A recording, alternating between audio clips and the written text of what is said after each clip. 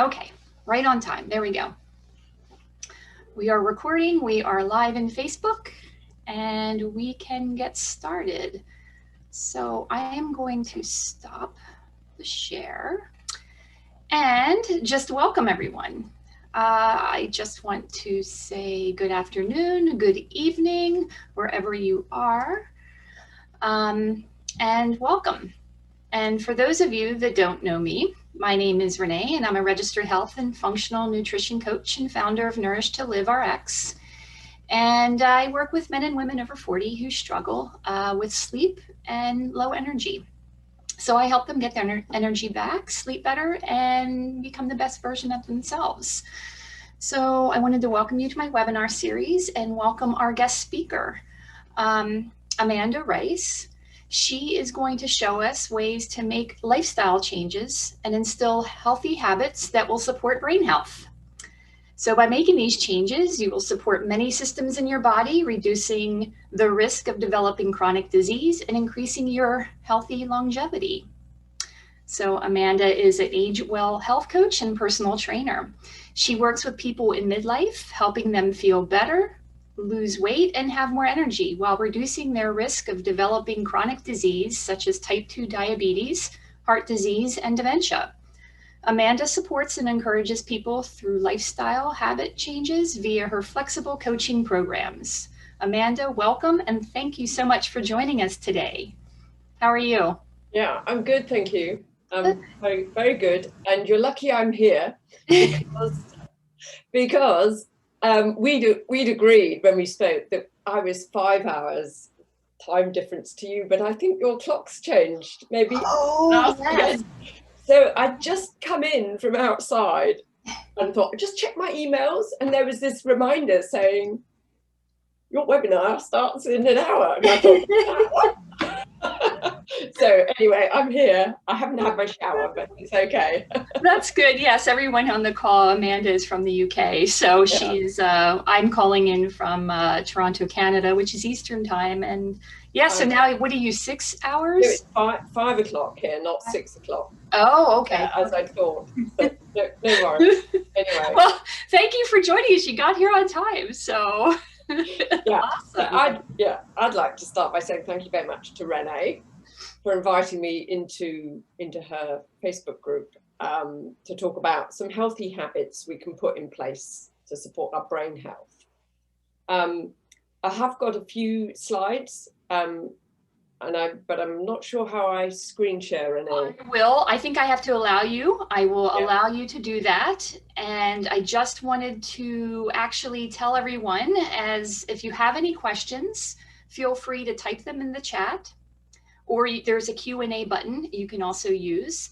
And if you would like to come on in audio, raise your hand and ask questions as well. We'll have a bit of a Q&A after Sandra does her presentation, but feel free to actually ask some questions in the chat. And also, if you want, in the little box where it says all panelists, change that to all panelists and attendees. That way we can all see, everybody can see your comments as well. That would be great.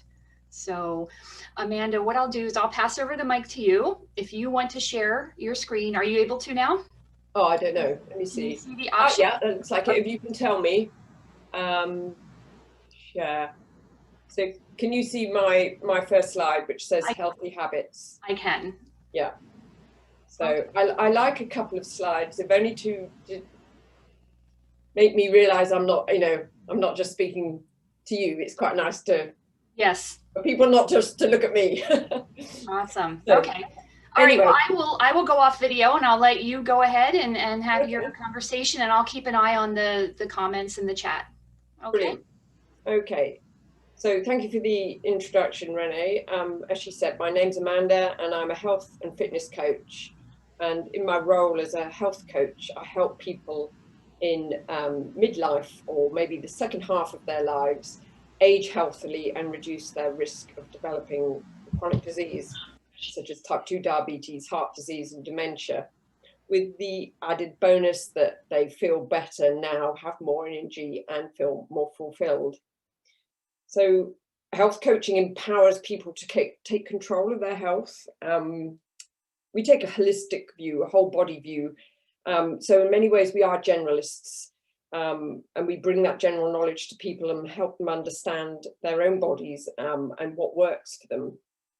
So we are all individuals and we are all unique. And I believe that we know our bodies best. Health coaching can help you tune into your body and help you make better, more intuitive health choices. So having said that we're generalists, most health coaches do end up sort of focusing on a certain area. And for me, it's been healthy aging. And I'm particularly interested in brain health, because who doesn't want a healthy brain? Who doesn't want to wake up in the morning and feel clear-headed, able to focus, concentrate? Who would like to reduce their anxiety, particularly at the moment with COVID, this pandemic? I think there's a lot of anxiety around. Who doesn't want to reduce the chance of being depressed, or more importantly, reduce the risk of developing dementia? This isn't about being old. It's about your brain health now as well as in the future. I'm sure you're aware, but a disease like dementia doesn't appear overnight. The damage is being done 15, 20, maybe more years before any symptoms develop. So I don't like being a scaremonger, and I know talking about brain health, Alzheimer's, dementia, whatever, can scare people and put them off. But it is something to take seriously, really, whatever your age. Depression in perimenopause and menopause is not unusual, partly because of all those hormonal changes, but healthy lifestyle habits that you can put in place before then will put you in a better place to deal with it if it does happen to you. So I'm going to try not to bombard you with too much science, because I'm not really a science person. But two statistics, figures that you might be interested to hear are, as you can see on my little slide, is that every 65 seconds another person develops Alzheimer's disease, and out of these, roughly 2/3 will be women. And for a woman over 60, the risk of developing Alzheimer's is twice that of developing breast cancer. So think about all the research that goes into developing breast cancer. We need more research into dementia and Alzheimer's. So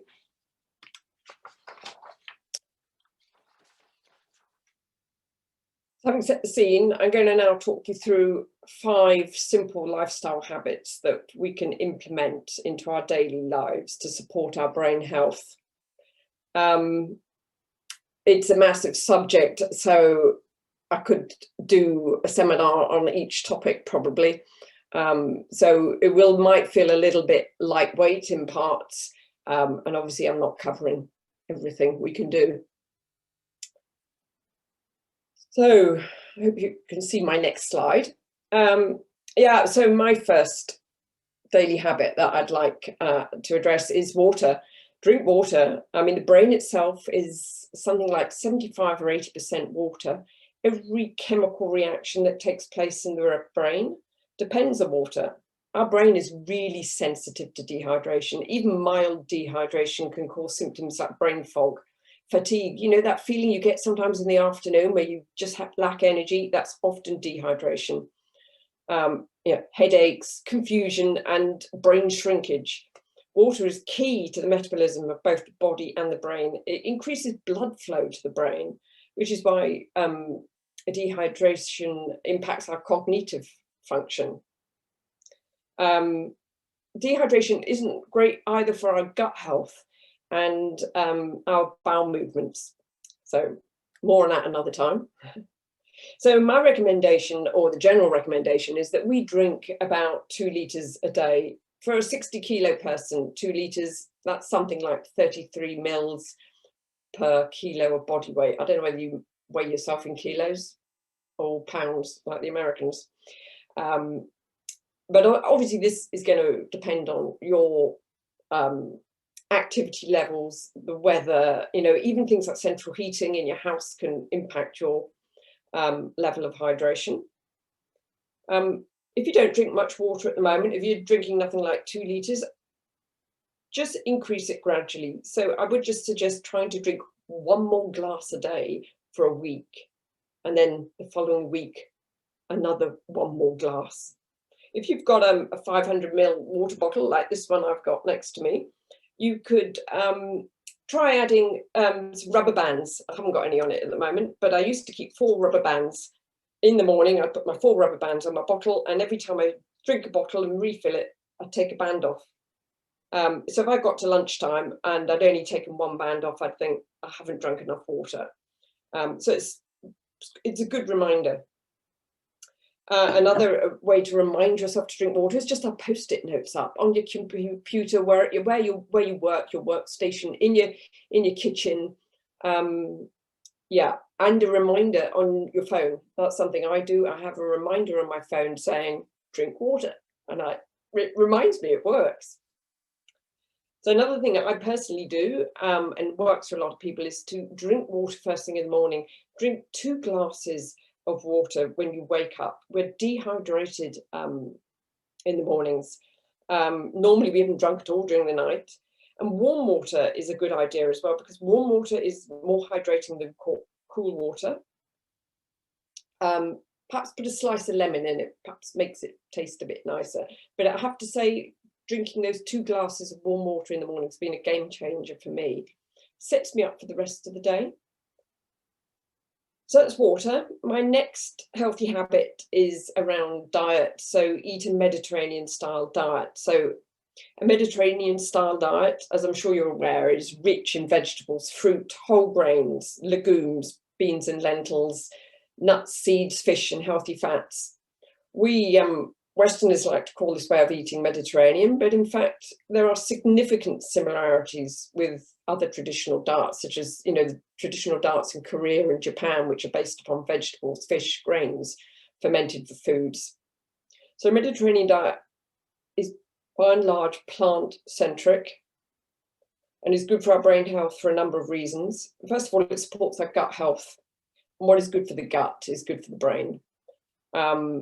The gut is often referred to as a second brain. There's an intrinsic link between the brain and the gut via the vagus nerve. An imbalanced gut environment leads to blockages and disruption of this communication pathway that the vagus nerve is. Loads of studies and exciting research in this area. There is a hypothesis that some types of depression are caused by inflammation in the brain. Via the gut-brain axis, and to manage that inflammation, you need a healthy, happy gut microbiome. The microbiome being all the millions of bacteria in our intestine. There's new research that's focused on something called zombie cells, and these are a type of cell in our bodies which should die off, but they don't. And they pump out inflammation in the body. And working out how to kill off these cells is what aging and Alzheimer's research is currently focused on. So hopefully we'll be learning more about that in the future. But this research is, again, confirming that a plant-centric diet is best. A plant-centric diet, or the Mediterranean style diet, is also really, it's full of omega-3s. Which are essential for brain health. So think SMASH, as I put on my slide. So oily fish, salmon, mackerel, anchovy, sardine, and herring. Omega-3 fats may protect our brain through their ability to turn on the brain's growth pathways. Dementia is characterized by shrinkage and the collapse of brain cells. Omega-3 fats increase the growth and survival of brain cells, particularly in the hippocampus, which is the seat of memory in the brain, and the area that's damaged in Alzheimer's. So omega-3s are also helpful to counteract symptoms of low mood and mild depression, particularly in women in perimenopause and menopause, so women experiencing hormonal changes. Yeah. So fish and shellfish brilliant sources of omega-3s. They're also really good sources of B vitamins, and B vitamins are crucial for our nervous system. Some trials have shown that high dose vitamin B supplementation in patients showing mild cognitive impairment helps maintain memory performance, and that rate of brain shrinkage is notably reduced. If you're over 50, I would really suggest getting your B vitamin levels checked. It's also worth pointing out that if you're vegan or vegetarian, you may be deficient in B vitamins. So again, get your levels checked, and it may be worthwhile taking a supplement. So Mediterranean diet is also high in foods which boost our mood and sleep. The brain needs the amino acid tryptophan, which you may have heard of. It makes serotonin, which calms us down, which is nice, as well as melatonin, which helps us sleep. So we find tryptophan in dairy products, yogurt, fish, shellfish, again, chicken, chia seeds, raw cacao, rice, oats, soybeans, prunes, sesame and pumpkin seeds, and others. But so eat your breakfast oats with chia seeds, cacao and pumpkin seeds, sunflower seeds, with a dollop of live yogurt. So Mediterranean diet is also full of antioxidants. Antioxidants are associated with steady brain energy levels and fewer Alzheimer's plaques, particularly in women. Okay, and a fifth reason why we need to eat a Mediterranean style diet is that it's full of flavonoids. You may know that things like dark berries are full of flavonoids. These are healthy plant chemicals. We also find them in green tea and wine. They have a positive effect on cardiovascular health, but also it's been shown recently that flavonoids promote adult hippocampal neurogenesis, which is the growth of new brain cells in the hippocampus. So blueberries in particular are a great source. And a recent study has shown that even the consumption of blueberry juice can have an impact on blood flow to the brain. I've also recently discovered something called Haskap berries. These are dark-skinned berries with crimson flesh, and they're absolutely packed full of anthocyanins, which are a type of flavonoid. Well, here in the UK, I'm not sure where it comes from actually. I buy it in a powder form. And some research recently has shown that eating citrus fruits has a beneficial effect on the brain. I've always known it's full of vitamin C, but if it's got a beneficial effect on the brain, then I'm going to make sure I eat my citrus fruit every day. So how do you put in place some new habits so that you focus on a plant-centric diet like this? I suggest to clients quite often that they have a food diary. It's maybe for a week. It's a way of identifying where there are gaps. What you're eating, you can look at what you're eating every day and identify the gaps. Every couple of weeks, maybe try to identify one or two new foods that you can add into your diet. A diverse diet leads to a diverse microbiome. I'm sure you've heard the expression "eat the rainbow." Well, it's true. Put a chart up in your kitchen maybe with your kids, and write down all the different fruits and vegetables under each different color in the rainbow, and see how many you can eat each week. You can also do something a bit more challenging. Phytonutrients are basically anything that grows in the ground. So phytonutrients are vegetables, fruit, beans, lentils, nuts, seeds, herbs and spices. So maybe every week you could put a chart up and write down all the different phytonutrients you eat every day. Try and aim for 30 a week, not every day, that'd be challenging, a week. If you're eating less than 20, then take a look at where you could make some changes, try some new vegetables, add in some different spices, add in some different herbs. Small changes like this made consistency will lead to an impact on your health. it's much better than having a radical overhaul of your diet, which may just last 2 weeks.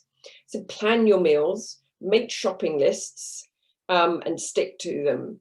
Order maybe a vegetable box. Here in the UK, we can get organic veg box, and that means I get to try different vegetables that I wouldn't perhaps otherwise try. Or shop at your local farmer's market and talk about how to cook and prepare something that's new to you. Okay, so that's it on diet. I also want to talk about my third healthy habit, which is exercise, which of course I've got in here because I'm also a personal trainer. I'm sure you know that exercise is good for your heart. Exercise is also good for your brain. In fact, exercise probably has the most robust evidence for the effect of a lifestyle intervention on brain health. Exercise helps build the brain. There's a protein called brain-derived neurotrophic factor, BDNF. It's like a kind of fertilizer for our brain. So acute exercise, such as high intensity interval training, for example, levels of BDNF rise in your bloodstream by up to as much as 300%. Improved blood flow to the brain, as mentioned earlier, improves our cognitive function. You probably know how good you feel sometimes after a workout. You feel clear-minded and focused. And that's what's happening. You're getting better blood flow to the brain. It's also good for the health of your blood vessels, which is really important in terms of something like vascular dementia. Exercise helps modulate our mood and helps to remove chemicals in the bloodstream that are toxic to the brain. Even a brisk daily walk for 30 minutes can make a difference. So if you're new to exercise, or you don't do much exercise, or you're returning to exercise after, I don't know, a break, having children, etc., start gently. Walking is brilliant. I personally love walking, big fan of walking, getting out in nature, lots and lots of health benefits associated with that. Walking makes us more creative as well. There's a lot of evidence that just going out for a walk will increase our creativity. In fact, I was listening to someone recently who said that even walking on the treadmill can have an impact on our creativity. Sometimes being mindful when you're walking, outside walking, so not necessarily going over whatever's stressing you or you're thinking about, just being mindful and observing what's around you can help you then come back and focus. The cloud or whatever may well have lifted when you get home. So try to walk briskly for around 5 to 5.5 kilometers an hour for 30 minutes, 4 to 5 times a week. Of course, if you're running, that's great as well. I'm also a huge fan of strength training, particularly for women. Weight and resistance training increases our metabolism, lowers body fat, reduces the risk of frailty and type 2 diabetes, which in turn is good news for our brain health. Lots of studies have shown that having good muscle strength in midlife is one of the best predictors of a long lifespan. Yeah, so my next lifestyle habit focuses on stress. I also talk about sleep a little bit as well. Sleep is obviously super important, but I just decided that today I couldn't cover sleep really in any depth as well. So stress in our lives is inevitable. Our lives, excuse me, I just need a slip of water. Our lives cycle through periods of acute stress. So house moves, job loss, deaths of loved ones. But we also experience periods of chronic stress, such as we are at the moment in the form of a pandemic. Stress robs our body of the brain-derived neurotrophic factor, which I mentioned earlier. And chronic stress can contribute to the development of Alzheimer's. Swedish researchers have found that elevated levels of stress steroids in the brain can inhibit general brain activity. Middle-aged adults with high levels of the stress hormone cortisol had smaller brain volume and performed less well in memory tests than those with lower levels. In addition, eating when stressed isn't good news for our gut health.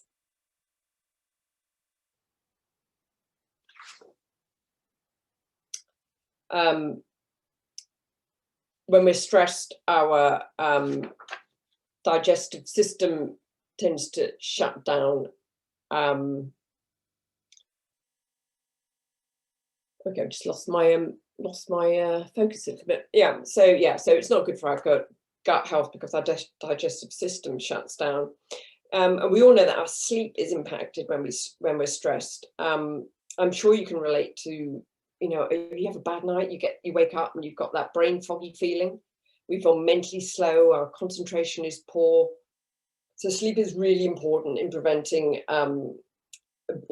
Alzheimer's disease, brain disease, where one of the key characteristics is the buildup of the protein beta amyloid. This is cleared out while we're asleep. Also, women going through perimenopause and menopause often suffer from poor sleep. And so it's really important that this area of health is addressed. So ways we can manage our stress, meditation, regular meditation practice has been shown to increase grey matter in the hippocampus. Meditation is actually being increasingly recognized as a holistic therapy. And I'm sure you're aware there's some great apps out there. Having said that, meditation isn't for everyone. I really like doing breathing exercises, journaling, rest, any form of self-care, and gentle exercise within your capability, so not overstressing the body. These all increase our BDNF and reduce cortisol. So it's really important to recognize when and why we're stressed. These are the first steps in managing stress. Journaling and writing around the reasons can be really useful. And using your journal to brain dump before you go into bed can help with sleep. I get clients to check in with themselves before eating to assess their stress levels. And if they're feeling stressed, I suggest doing a breathing exercise so that they're not eating in a state of chronic stress when the digestive system's not working properly. There are loads of great resources out there for breathing exercises. I love some of the stuff by Wim Hof, the Dutch guy, but it can be quite extreme. Of course, if you do yoga, you're probably really familiar with focused breathing, the meditative effects of focused breathing. Slowing down our breathing and breathing deep into the diaphragm slows and regulates our heartbeat, lowers our blood pressure.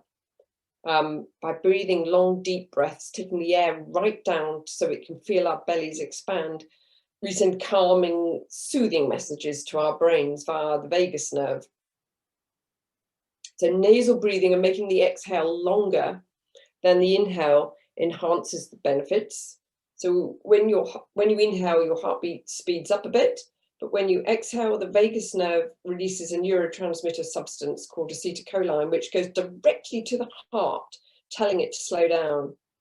So clearly slowing your heart rate is calming. And even more important, inhaling slowly, then exhaling even more slowly. This increases your heart rate variability, which is associated with lower chronic stress levels. And improve cognition. So if you're feeling stressed, try a simple exercise like breathing in for 4 and out for 6 counts. And then maybe progress to breathing in for 4, holding for 7, and then breathing out for 8. So my 5th healthy habit is intermittent fasting or time-restricted eating. You're probably aware of both terms. It can be quite a controversial topic. Some people don't like it for various reasons. But there is a lot of research linking fasting to healthy longevity and to significant beneficial effects on type 2 diabetes and Alzheimer's. fasting triggers a state of autophagy, which is when the body cleans up damaged cells. I mentioned at the beginning something called zombie cells. So that's when that happens. So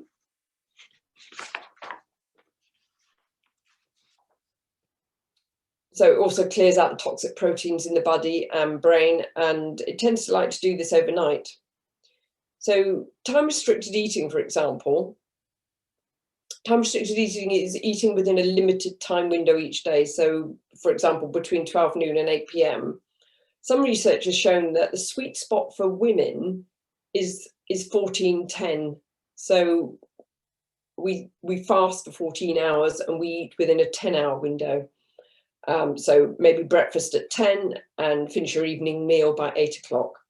That tends to be my preferred option, but I vary it.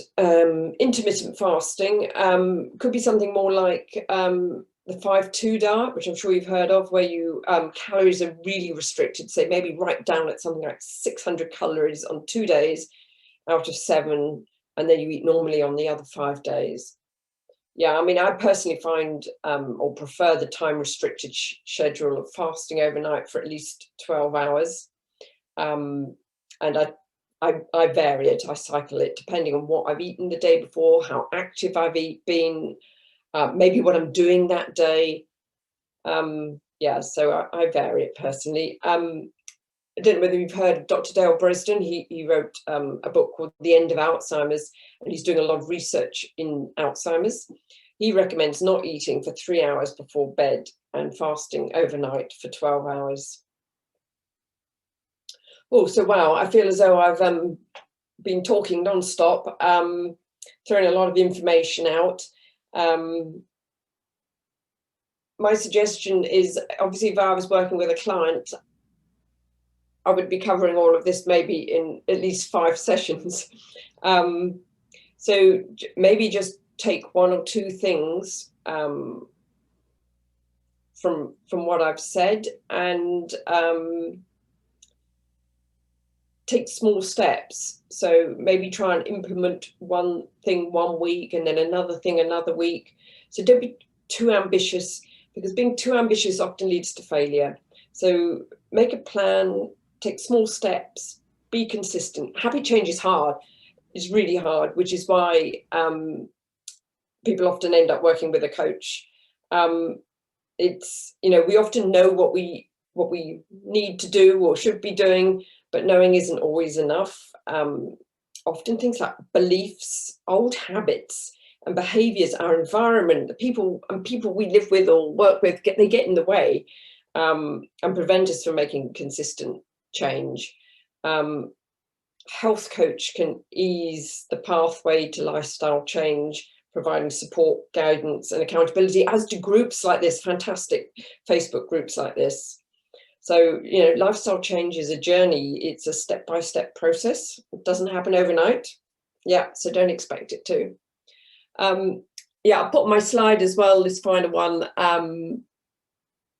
I think I mentioned this to you, Renee, but yeah, any of your listeners, Renee, in this group, I'm offering them a free power hour of health coaching.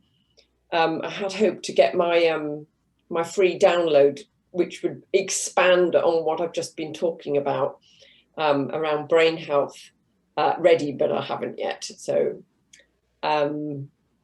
yeah, so a power hour of health coaching can help you look into one specific area, identify where you're stuck and help you come up with an action plan. So, and below I've got some my social media links and stuff. Great. So, thank you so much. Now I need to drink some water to rehydrate myself. Okay, well, there are some questions that came in, so I will, we can answer them now. And so I'll ask them in the order that I've received them. And I think we may have answered some of these, but I'll ask them anyway. So what is the healthiest food for your brain? Oh gosh, that's a tough one. I would probably go for getting the omega-3s are really important. So if you eat fish, then getting that oily fish into your diet at least twice a week. If you don't eat fish, then there are vegetarian, alternatives. So things like nuts, flax, walnuts are a good source of omega-3. So flax seeds, chia seeds are all good sources of omega-3, but they're not quite as available to the body as the DHA that you get in oily fish. It may be worth, if you're vegan, taking a supplement, an algae-based supplement. I'm not an expert on that, but it's quite important that we get omega-3 in our diet one way or another. I love the smash. I love the smash analogy. Yeah, and it's good. Yeah, it's a good way to remind yourself. And and tinned fish is brilliant. So don't. It hasn't got to be fresh fish, because fresh fish can be super expensive. But tinned sardines, tinned wild salmon in a tin, anchovies. Yeah, you don't have to eat the little salty things. You can buy, the fresh ones or whatever. Yeah, so really good sources. Yeah, I mean, and I guess after that, I don't know.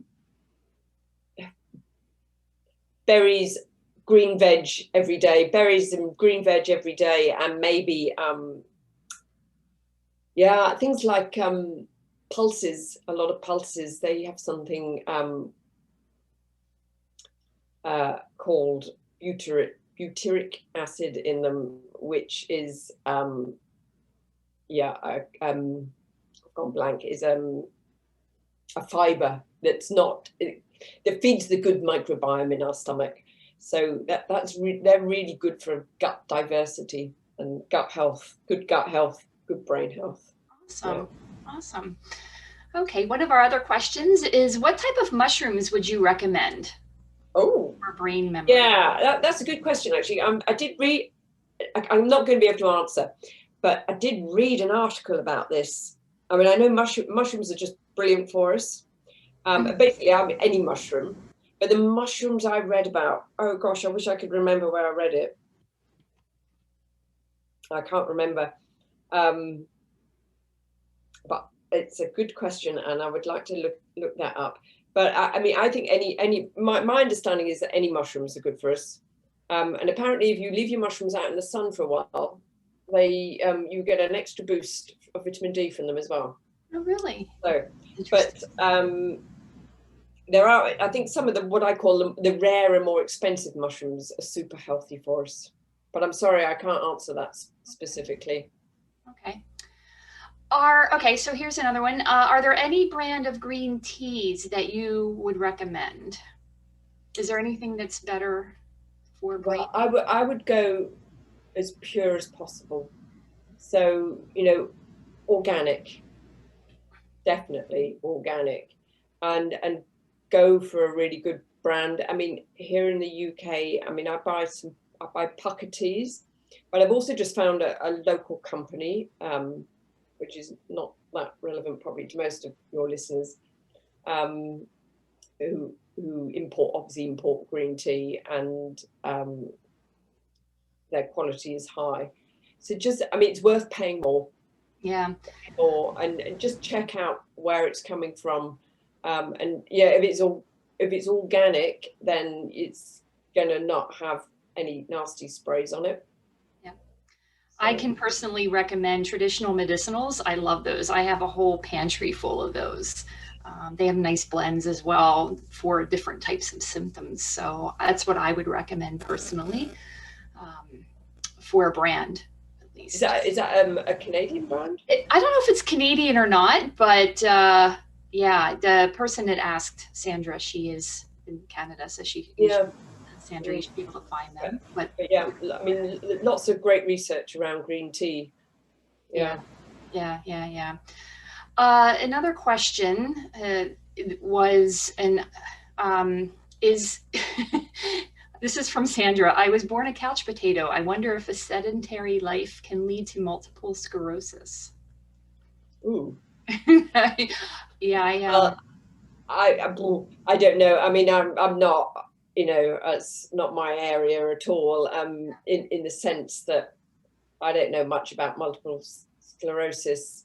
I mean, I don't think a sedentary lifestyle is a particularly healthy for anything. So if you think you're at risk of something like that, I would see a specialist. You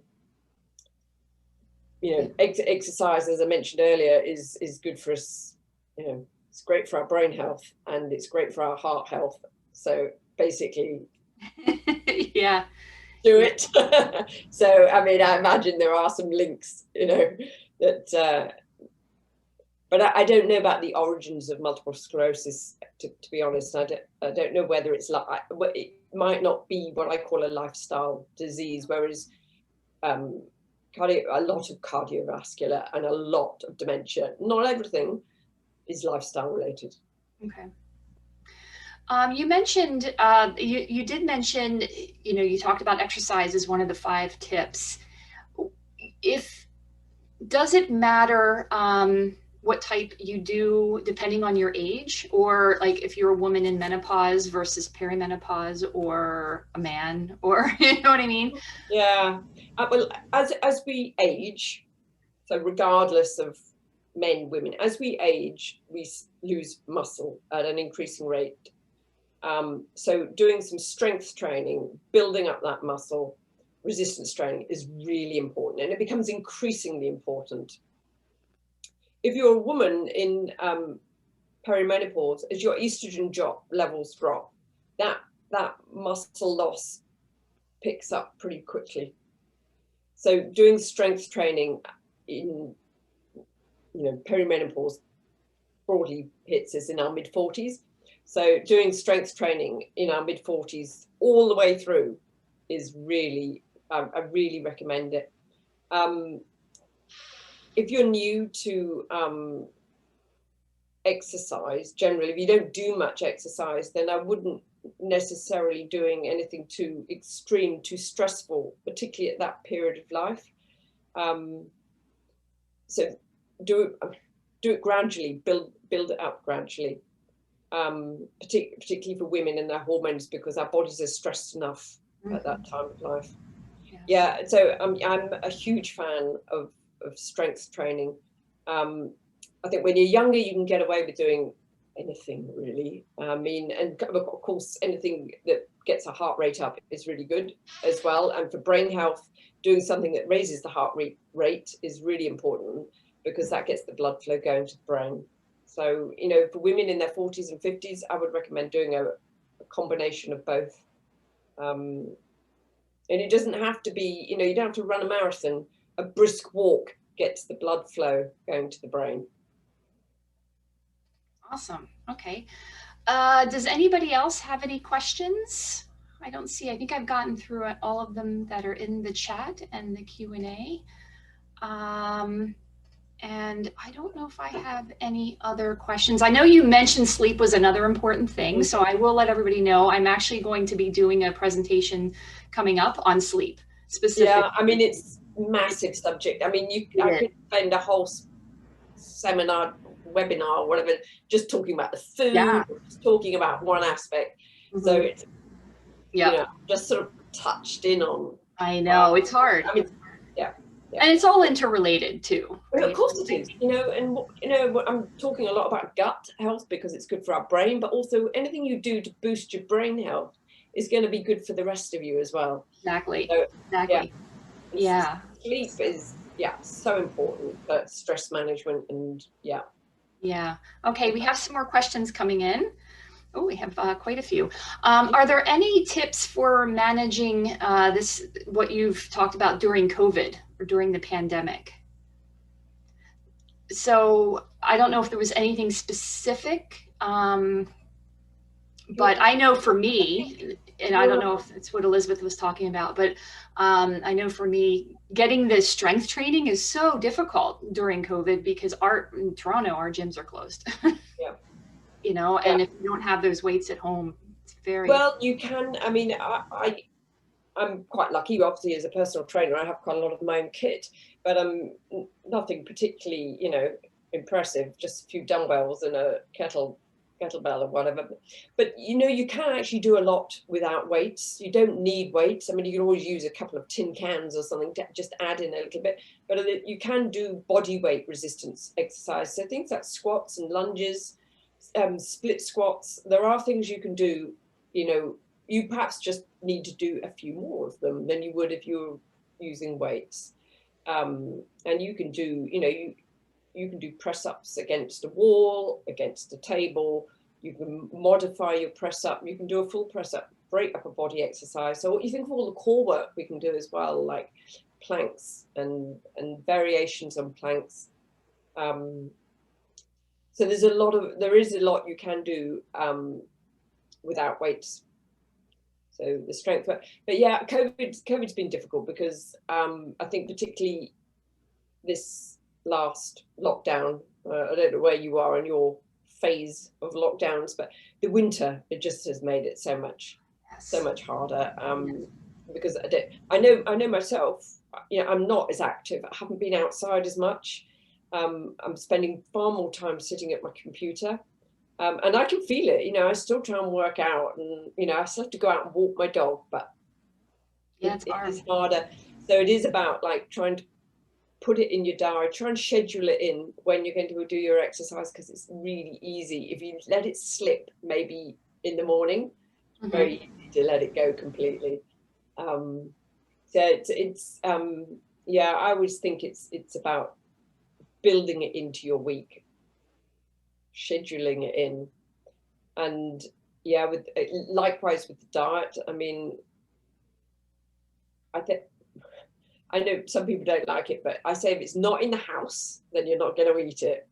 So try and write shopping lists and stick to it, so that if you're having a delivery, I think deliveries is you're less tempted. It's when you're walking around the supermarket that temptation slips in.